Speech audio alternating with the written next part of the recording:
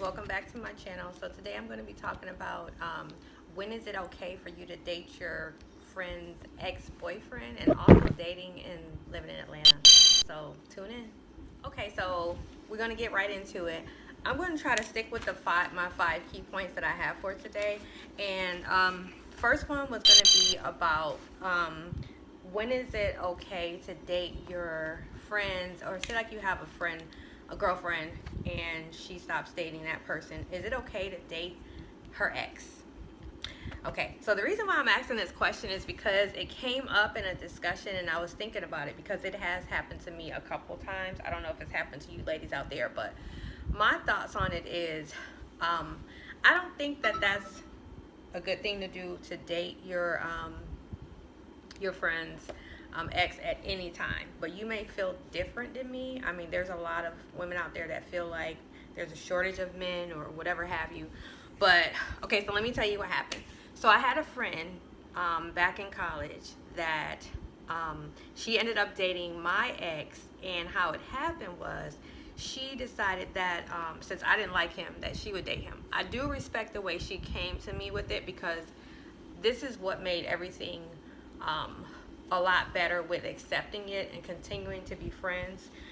Well, the person that she started dating, he adored me. He chased me. I took her to this guy's house with me a couple times.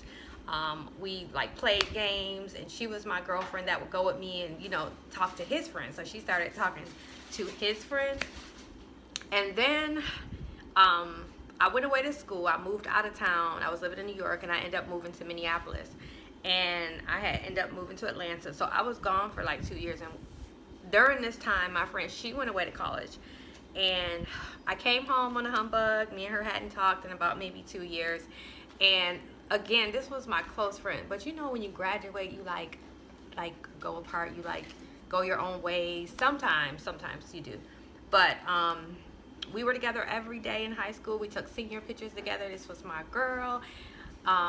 So what happened was, when I came home to visit her, she was all bubbly and happy, and I never seen her like that before. And mind you, the entire time that we were in high school together, she never had a boyfriend. I never seen her like really date anybody.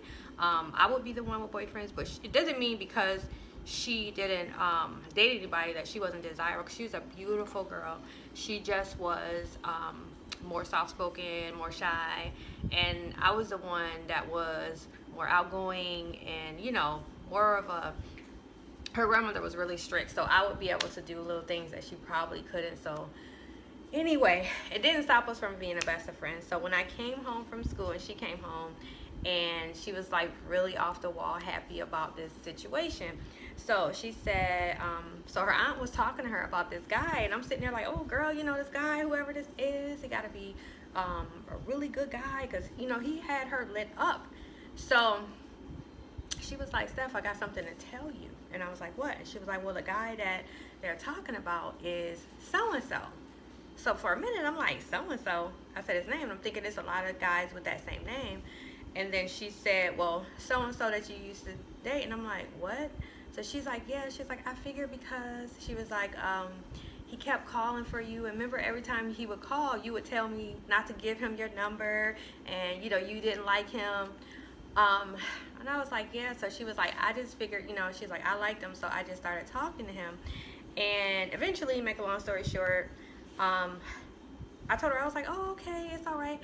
So they ended up moving together. They had a baby together. And I thought that was really, it was weird, but it was also, I was happy for her, because I knew that I didn't like him. But that situation, I never did anything with him. Only thing that was weird is that she went on dates with us, with his friends. So, and then I would never want to date somebody who basically could look at my friend in a way like, oh, like if I was around, that he would be attracted to, my friend. Like, okay, y'all, you don't know how deep it went. He could have been doing that to get back at me. But anyway, I really respect her for coming to me and telling me. I think that's the only way I would accept a situation like that, is if I never, one, slept with the person, and also, even if we've never kissed, then I wouldn't care.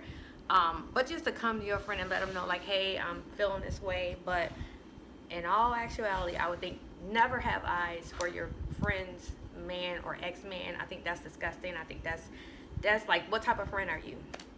Okay. So point number two, I want to say, like, how do you feel about family members, like going behind your back and talking to somebody that you used to date, knowing that they can bring them to family functions and you might have to see them on holidays? I think, well, my opinion is, I think that that would be something that would be very uncomfortable and that you should never do. But you have a lot of women that do that and they think that it's okay.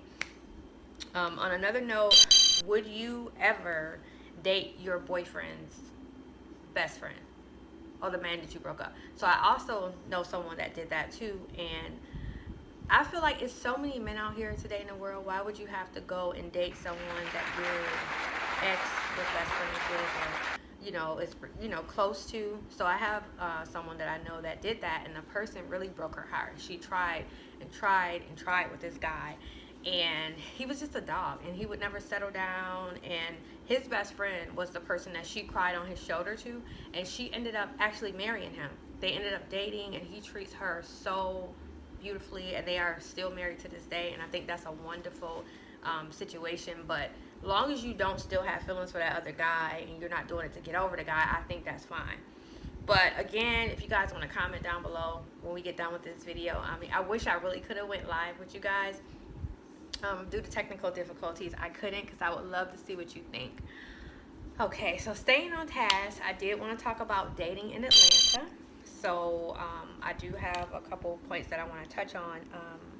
So basically, I've been in Atlanta since '95. I think I went back and I had my daughter. I came back down here in like 2000 something. But I've been here a long time, and I am a good person to speak on it. And in no way is this bashing Atlanta or bashing men. I just wanted to talk about, the situation with dating men here in Atlanta, being a single woman, independent, being independent, and the hardship that it causes when men approach you and they know that you're independent, you have your own, you're not out here looking for a man to take care of you. I was on a radio on Frank Ski's show last week when they had that issue, talking about how black women, basically women in Atlanta, are 85% of the home buyers down here. And including myself, I was proud to be a part of that group. But they wanted to know, what is your opinion on dating when you are independent and you have your own and you meet a man? How does that feel? So my take on it, I just want to say that a lot of times you can meet a man here in Atlanta and they are basically into the entertainment business. They may be working in, a very good, they may be working in a very good industry as far as the government or doing something good. I mean, I never meet anybody that's not independent, but you also have a lot of dependent men down here. So you do have to be careful as a single woman dating in Atlanta and make sure you don't get someone that is looking for a come up. There are some good men here in Atlanta. I just say, for me, my preference was to wait until my daughter, like, I put her on the forefront and I put dating on the back side because I wanted to make sure that she was where she needs to be. Being a single mom in Atlanta, it is hard to have someone around your child that you can trust. It's not a lot of good places to go in Atlanta to find someone to date. I mean, you don't go out looking. But being in church, you want to focus on your spirituality. You're not looking, you're not looking for a man in church. When you go out to the club with your girlfriends, you're basically knowing that there's going to be a lot of guys there trying to pick you up. So basically, you don't look for a man in the club. I would say just be yourself. Going to Home Depot, Walmart, whatever you're doing, you can bump into somebody nice, but just don't exclude Atlanta, because there's, I think, like 5 women to every man down here. And that is like that's not a myth, it is true, because there's a lot of women here. And I think the men are basically overwhelmed sometimes and they think they can have their pick of women. So when you are down here dating, you just got to date someone that is more, they know what you want up front. You tell them what you want up front. You also have to know, your limits on something, because there's a lot of men down here that want to do menage a trois, and I'm not into that. So I've had that situation where a guy asked me, like, was I into that? And I was like, no. He tried, to keep pressuring, bringing the question up a couple times, and I think, after like the last time he asked me, I basically think he got the message. So that went a whole different way. But long distance dating, I don't think that that is the best option. But Atlanta, again, there is some good men here. You just have to know, what you want. I mean, anywhere you go, I hear a lot of people saying, "Oh, I don't want to move to Atlanta because my husband might get down there and start cheating, or my boyfriend might start cheating. He see all these women with these big butts and everything." One thing you have to remember, you have to be confident in the person that you're with. You have to make sure that if you are in New York, if you're in Ohio, that man can cheat anywhere. So just because you're in Atlanta, I mean, there's a lot of women anywhere, but if the trust was never there, then the trust is not going to be there in Atlanta. Granted, Atlanta does have a lot of big butts running around and a lot of women that are here basically trying to find a career or trying to get into the entertainment business. But you have to know that know the man that you're with. Some men can be superficial, some women. But I think that if the man that you're with is basically focused on your heart, the type of, he knows what kind of woman he wants, and he's serious, then that won't be a factor for him. Excuse me, guys, gotta have my wine. But you have to be confident in the person that you're dating, the person that you're with. There's a lot of people that think that just because they don't have this big butt. Like, I had that insecurity a while ago too, a long time ago. I used to think because I didn't have this big old giant butt or these big breasts that men wouldn't want to, wouldn't entertain me. But I've never had a problem with getting a man, and I never had a problem with keeping a man. I think that my problem is I'm very picky, and sometimes you can be so picky that you miss your blessing, and that's what I'm working on now. But again, back to Atlanta. When you go out in Atlanta, especially to festivals and a lot of things, you see a lot of men with their girlfriends here. That's what you have to watch out for too, because you can date someone in Lawrenceville and he can have a family in Conyers, or he can have a family in Beaufort. So your trust level has to be up here, and you have to be, I think spirituality is a good thing. Going to church with a person doesn't mean they're not going to lie to you, but you have to have someone that's grounded in some type of belief, and knowing that they're going to treat you right and just communicate. Atlanta has a lot of different venues to go out to and enjoy yourself. Find somebody that likes to do the same things that you like to do.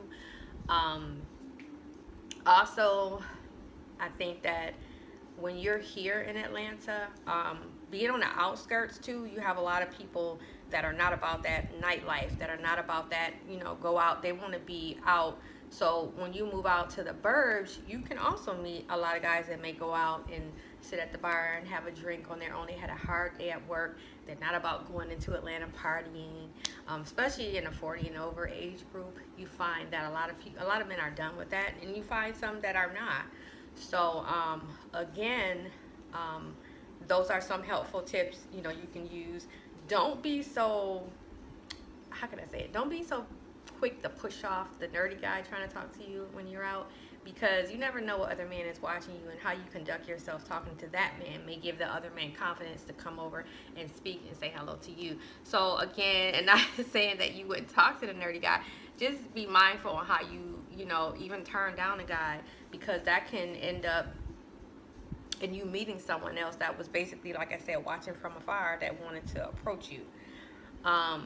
Atlanta is a big place. It is a wonderful place to live. It's a wonderful place to raise kids. I'm not going to say that it's not, because I have raised my daughter here and she loves Atlanta, and it's really coming along, but there's a lot of games that are being played here, again, like I said, because of the entertainment world. You just have to separate yourself from that and know what it is that you're looking for. And they always say when you're not looking is when things happen. So basically, I hope this video can help you moving here. And if you want any more tips on Atlanta, living here, dating, I will be posting more videos. This was just touching on the things that most people talk about in Atlanta. And basically, one more thing I did forget, they talk about there's a wide range of gay or undercover men down here. Me, for one, I have never ran into that. I mean, if I did suspect that someone was undercover, I mean, why not ask the question? Be forward when you talk to the person. What is your preference? I mean, a lot of times people be honest and say, well, I like both, or and like I don't. But I mean, don't always be suspicious because the person gets upset. It's like, why you ask me that? But sometimes a person can get offended. I mean, me myself. I mean, I ask right up front because I feel like that's something that is in this world today, and people are putting it out there so much that it's like you're supposed to accept it. So, being a mature adult, I think that you should put that on the table. But again, I don't see that a lot here. You might see those people like doing their own thing, but I don't run into a lot of men that seem gay or act like they. And I don't like using that term gay, but they seem like they're bisexual or go both ways. But you have to ask and you have to protect yourself because there's a lot of things out there, sexually that you can catch. So you want to make sure that you're protecting yourself and asking those questions. I am a person that reads up on things, so just stay up on a lot of the game that because Atlanta is so interesting. There are things here that you would not believe going on. They have this place called the Back Door, where you have to go into a phone booth in order to get into the club, and it's like a secret password. But there's so many good things about Atlanta. Like I said, there's so many positive dating scenes down here. So I could just say, just find what works for you. Find your groove and enjoy every moment. So I just wanted to say that this video was basically touching on a dating scene in Atlanta and what things you need to look for being a mature adult dating here in Atlanta, in Georgia, Lawrenceville, or whatever. So I hope you enjoyed this video, and I hope you'll come back for more. Have a great day.